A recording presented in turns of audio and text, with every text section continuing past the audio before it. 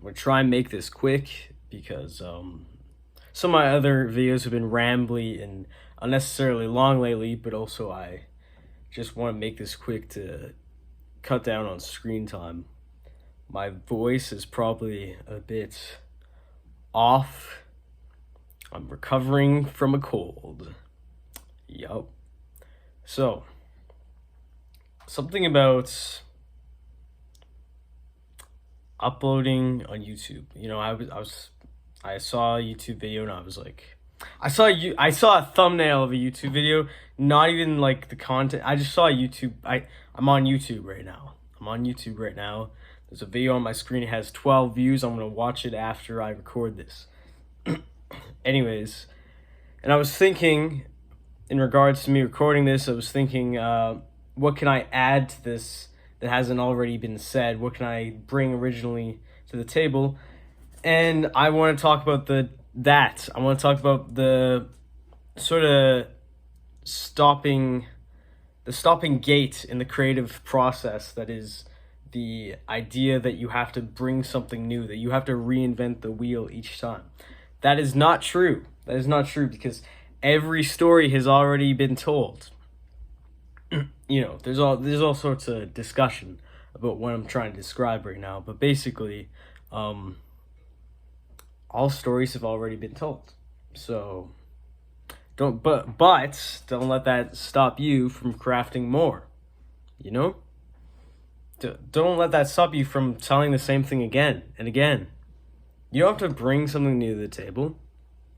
And this is why I was thinking about that, because I was, you know, confronted with my Explore page constantly showing me uploads from young fellas like myself with like no views on their video, because, you know, that's what they're giving me in my Explore page. But so oftentimes no one is saying anything significant, and I think that's a good thing. I think it's sort of bring back vlogging, which has been my sort of mission statement for years now. Bring back the early 2010s vlogging about nothing culture, late 2000s. You know what I'm talking about, though. And while people in the late 2000s and the early 2010s, their vlogging about nothing was interesting because everyone was all quirky and random, raw, XD. You know, this is because they were young and immature, and, you know, like, young, immature children tend to be wild and quirky, but also a good amount of them were on a lot of ketamine and all sorts of illicit substances. You know, as you grow older, and the vloggers you watched as a kid, you discover them on the years on lolcow and stuff, and you learn about all their addictions. anyways, yeah, I'm not like hating on them for having addictions. I'm just saying this showed in their content. They really were off something. They weren't just quirky, random, you know, raw XD. There was substance abuse. They were enhanced. Their random performance was enhanced, if you will. Fuck. Okay. What was I saying? So I think that, you know, bring back vlogging. And even if you don't have something new to say, you should still say it. You know, just because you're having an experience and someone else has experienced it before doesn't mean you shouldn't talk about it. I think the way in which I'm pro vlogging is also the way in which I'm pro hanging out, pro community, pro socialization, you know? Because I feel like vlogging, and not even necessarily expecting an audience. I mean, when I upload these, I expect 0 people to watch them. It's a lucky day if my friends even watch these. Except it's still an invitation to conversation. You're posting, but you don't know. You're creating community. Now, be careful with this one, because online community is not the same as real community. And this isn't because the internet isn't a viable place for communication. No, because you can have real relationships. You can text your friends on the internet, and you can be like, let's go hang out, and then you hang out because of a message you sent on the internet. However, the ways in which you interact with online people in an online to online setting is very, very different. It has to do with the self and like sort of identity and the online ego. But anyways, so I'm creating an online discussion, and well, it's not the same as real community, and it doesn't fulfill me in the same way as real life conversation.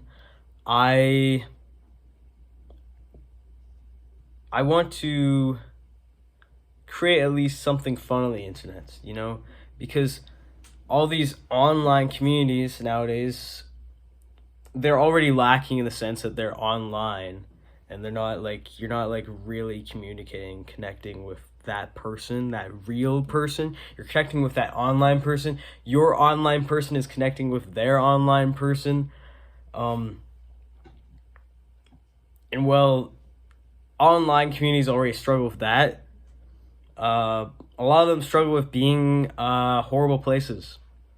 Everyone is really fucking rude nowadays on the internet. You click on an Instagram reel. It's something innocuous. It's like some blonde lady cooking something, and everyone is wishing death upon her. I don't even know why, because the things that they extrapolate from the video are such hard projections. Like, they're just coming up with shit to hate this woman. And they're not even hating on her. Like, they're not personally hating on her. It's just they've been scrolling on their phone too long, and they're mad at themselves for consuming slop content. And she is making slop content because that's the way that you earn money on the internet. You make slop content. So she's just doing her job. So it's a bad situation the internet is in, and that's why that person gets mad at her, because they realize it's a bad situation the internet is in, so they get mad at her. There's been some good discussions about this. Art Chad YouTube video, basically referencing what I'm talking about.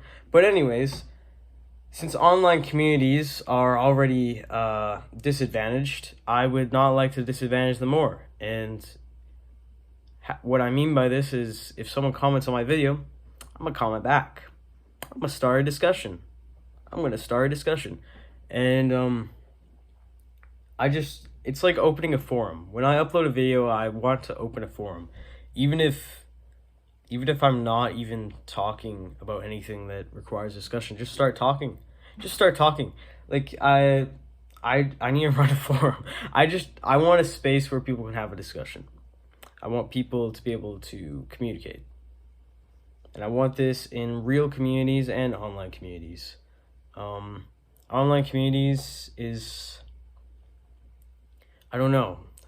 Like I don't know, the internet guys. It's not real internet community, but it is still a thing.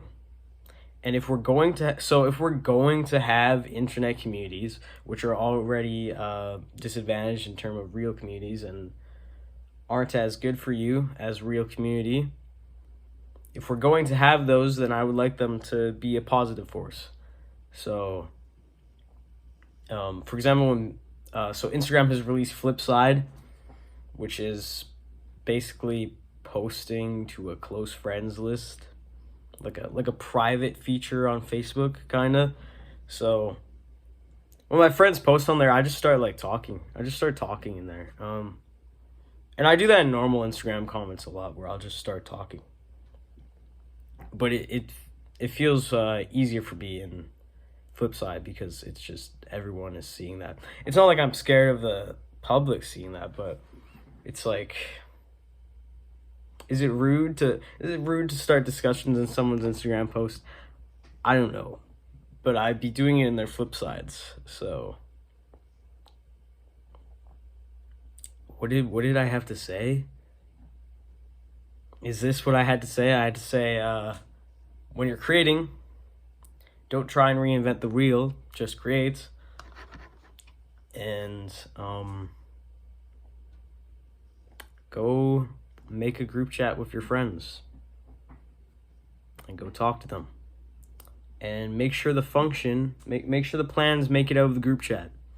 Make sure the plans make it out of the group chat. Make sure the plans make it out of the group chats. Okay, bye.